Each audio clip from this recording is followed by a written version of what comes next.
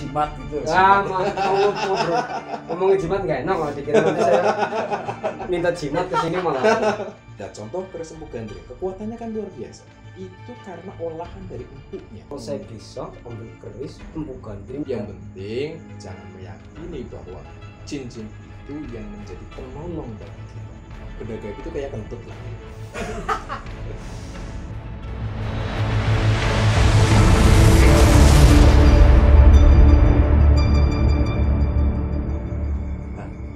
Iya, monggo.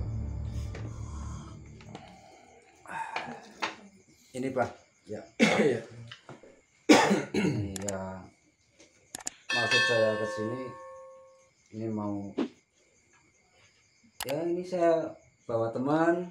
Ini katanya mau tanya-tanya tentang ya nggak tahu lah apa yang mau ditanyakan. Oh, iya. Kok tahu? Ya kebetulan dianya pernah nonton video yang obrolan kita itu di channel gitu. di Iya. YouTube.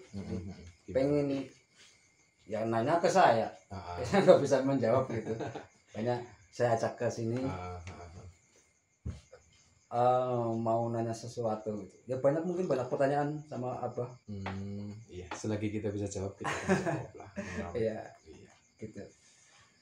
Ya, makasih sebelumnya. Kebetulan kemarin Mbah ini kayak kita kan kebetulan deket sama Mas Arif. Terus katanya punya channel, saya tonton kan. Iya. Saya tonton.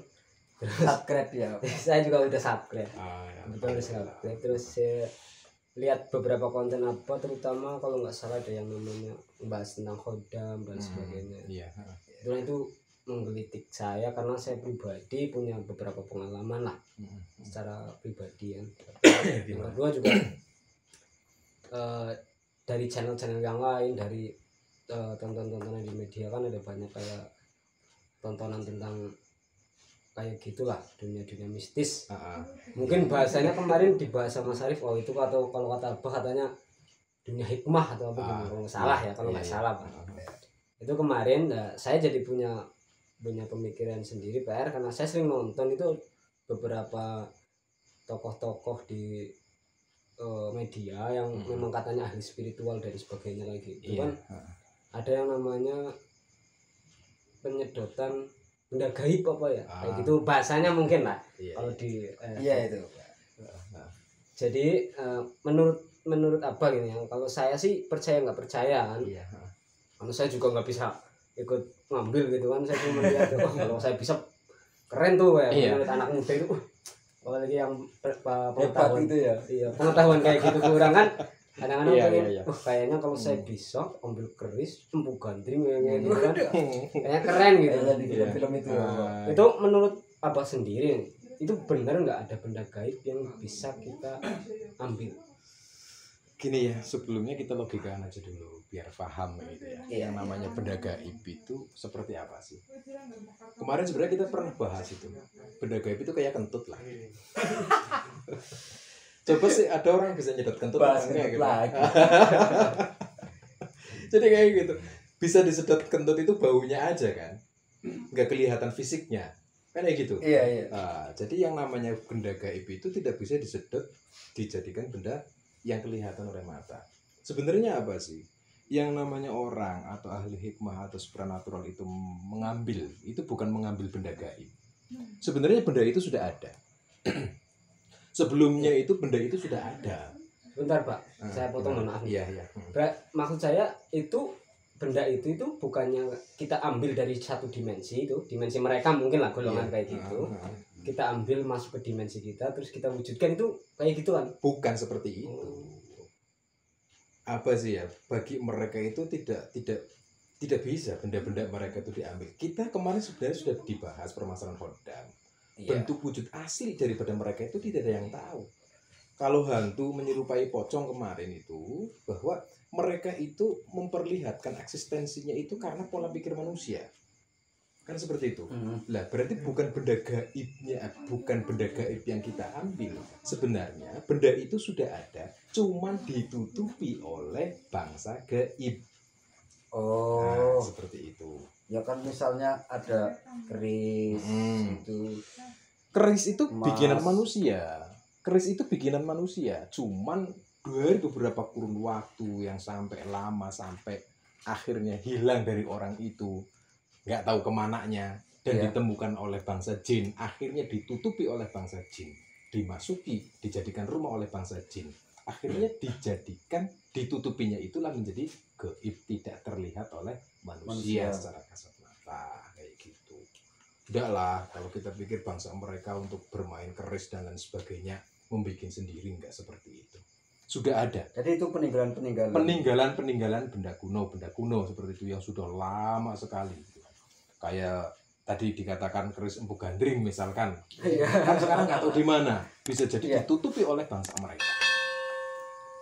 Jadi seolah-olah benda gaib, tapi bendanya itu adalah real, ada dan bukan ciptaan mereka, tapi bangsa manusia sendiri yang menciptakan waktu yang dulu sekali. Oh, jadi benda gaib itu tetap benda dari dimensi kita gitu, Iya. makanya dari alam dunia Ya, yang kalau mana kita meyakini seperti itu.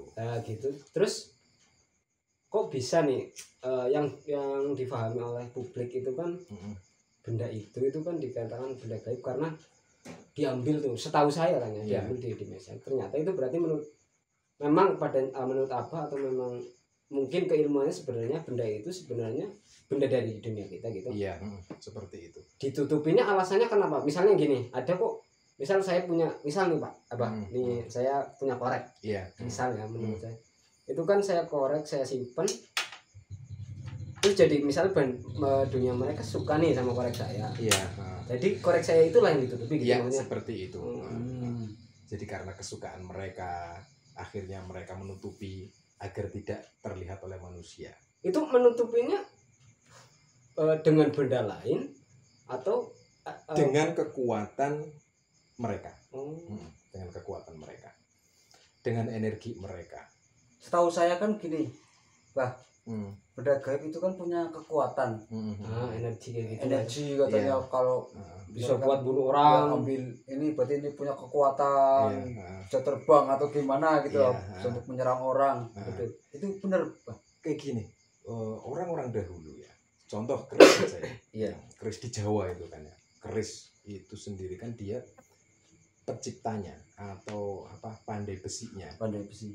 empuknya. Iya, Ya, empuk. empuknya itu dalam proses pembuatannya kan menggunakan ritual, menggunakan asma, diwiridi atau dimantrai Ketika agar sedang buat itu. agar memiliki kekuatan. Kayak gitu. Oh. Kan kayak gitu. Iya, iya. Nah, kekuatan, contoh keris Empu Gandring, kekuatannya kan luar biasa. Itu karena olahan dari empuknya. Empuk gandring itu sendiri. Oh, dengan wirid-wirid itu. Nah, dengan wirid tertentu atau mantra-mantra tertentu kayak Iya. gitu, akhirnya keris itu memiliki kekuatan yang luar biasa. Dari kekuatan yang luar biasa itulah bangsa-bangsa jin suka. Bangsa jin itu asyik dengan dunianya yang akhirnya melirik buatan manusia yang memiliki kekuatan itu, akhirnya ditutup menjadi hak miliknya. Kayak Oh. gitu. Agar tidak dimiliki oleh Bangsa manusia. gitu. Nah, kalau sudah memiliki hak, mereka menganggap ini adalah hak saya, otomatis dia akan tutupi agar manusia tidak bisa melihatnya. Iya. Nah, supranatural itu mencari gelombang energi mereka, akhirnya ketemu, barulah diambil dengan cara supranatural. Jadi diambilnya itu dengan kekuatan seolah-olah menarik benda gaib. Sebenarnya benda itu sudah Sudah ada. Pertarungannya adalah membongkar kekuatan energi yang menutupi agar benda itu bisa terlihat. Mudah diambil gitu. Nah, setelah terlihat kan gampang diambil. Seperti Oh itu. iya. Berarti itu kalau menurut berarti pada hakikatnya benda itu sekalipun yang punya daya spiritual atau apa gitu ya, itu memang golongan mereka suka, jadi mereka itu tutupi, tujuannya adalah untuk orang-orang seperti kita tidak lihat gitu. Bukan hanya itu, dijadikan rumah bagi mereka. Oh, Dijadikan rumah, Jadi rumah. jadi tempat tinggal bagi tapi mereka. kalau misal nih Pak, saya pernah ada beberapa foto kebetulan di rumah adalah itu sih menurut saya kalau karena keluarga kebetulan hobi mungkin ngumpulin apa ya benda-benda antik kayak gitu. Ada misal kayak ada pisau keris segini misalnya. Itu kalau pisaunya segini dijadiin rumah itu mereka seberapa gede lah ya, mungkin segini gitu loh. Jadi bangsa mereka itu tidak seperti bangsa kita yang berwujud seperti ini, ada jasadnya. Kemarin kita bahas kan yang namanya jin itu makhluk halus, tidak sebagaimana kita yang punya jasad. Bahkan bangsa jin itu yang melihat secara wujud aslinya itu sendiri kayaknya nggak ada orang yang bisa melihat, kecuali para wali-walinya Allah mungkin yang melihat wujud asli jin seperti apa. Gitu. Kalau wujud jin berubah menjadi genderuwo itu kan karena apa sih? Karena melihat orang-orang dunia kita itu takut terhadap sesuatu yang aneh, akhirnya mereka bermanifestasi menjadi makhluk seperti itu, pocong dan lain sebagainya. Mereka itu makhluk halus, bagaimana malaikat. Di sini itu banyak malaikat. Katanya kan setiap manusia itu kan ada 2 pendamping malaikat raqib atid. Kalau di sini baik yang kan, mencatat itu. Iya kan? Kalau ada 10 orang di sini berarti malaikatnya ada 20. 20 ditambah kita 10. Berarti ada berapa? 40 kan? 30. Penuh kan? Tapi malaikat itu beda dengan kita. Berarti seperti itulah garis besarnya, bukan masalah ukuran sebenarnya. Bukan ukurannya. Karena halus. Dan diciptanya kan bukan dari unsur kita. Kita kan dicipta dari unsur tanah. Kalau bangsa jin kan dari api. Unsurnya ya, bukan api, tapi unsurnya. Unsur dari api. Makanya mereka itu memiliki cahaya keapi-apian. Kayak kita kan memiliki tanah unsurnya kan seperti itu. Kalau ini ada nih tambahin nih. Kalau saya misalnya nih meyakini sebuah benda gaib tadi atau benda yang kata Abah tadi itu sebenarnya benda di dimensi kita ditutupi alam gaib, orang-orang di dunia gaib itu pun bisa manifestasi kekuatannya itu bisa membantu kita. Misalnya ada batu misal gitu kan, ada beberapa orang mengatakan karomah batu ini nih bisa bikin kita apa sih ya kuat. Atau itu sebenarnya dari perspektif agama, dari perspektif sosial itu gimana menurut Abah? Boleh atau tidak sih kita meyakini bahwa misalnya korek ini, kalau saya nggak pakai korek ini saya kurang percaya diri, saya harus pakai diganti korek yang lain, saya ngedon gitu, jimat gitu. Ngomongin jimat nggak enak kalau dikira nanti saya minta jimat ke sini malah.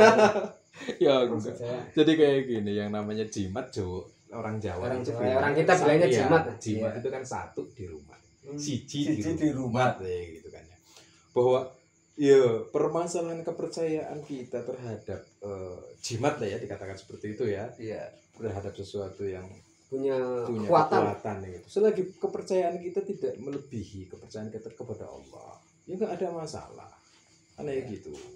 Biasa saja. Oh, ini katanya untuk pengasihan. Oh, ini katanya untuk kekebalan. Kan macam-macam tuh jimat. Ya, monggo dipercayai, tapi jangan melebihi kepercayaan kita kepada Allah. Hakikatnya yang memberikan kita selamat, yang memberikan kita celaka kan Allah semua. Jadi nanti jangan terlalu percaya kepada hal seperti itu, melupakan Allah, dikiranya malah lebih kuat jimat dibandingkan Allah. Itu sudah musyrik itu namanya. Sudah menyekutukan Allah. Dosa itu malah kalau pegang jimat sampai seperti itu. Tapi kalau misal saya senang dengan batunya cakep, kalau saya pakai kayaknya pede itu hukumnya boleh atau enggak? Ya kalau sekedar seperti itu boleh-boleh saja. Boleh-boleh saja. Sugesti itu kan enggak ada masalah. Sekedar kok yang namanya batu. Kadang-kadang contoh seorang perempuan itu kan kalau pakai cincin, kalau pakai gelang, mereka berjalan itu kan semakin wah gitu kan. Itu perempuan kan sukanya seperti itu. Hiasan. Ya laki-laki apa salah kalau punya hiasan, enggak apa-apa. Yang penting jangan meyakini bahwa cincin itu yang menjadi penolong bagi kita. Allah lah yang menolong kita. Hasbunallah wa ni'mal wakil. Seperti itu. Ya, terima kasih nih Pak. Jadi ngerepotin malah tanyanya aneh-aneh. Ya, enggak apa-apa lah yang namanya. Tapi berhubung kata Mas Ari kebetulan katanya apa saya itu ya memang bergelut di dunia kayak gitu. Bahasanya apa hikmah apa tahu tadi. Situ nanya ke saya ya, saya bawa ke sini Pak. Tinggal dijawab saja kok bingung. Ini nggak bisa nggak tahu. Allah. Ya, terima kasih. Ya. Ya, mudah-mudahan bermanfaat ya. Amin. Sekedar obrolan singkat tapi manfaat.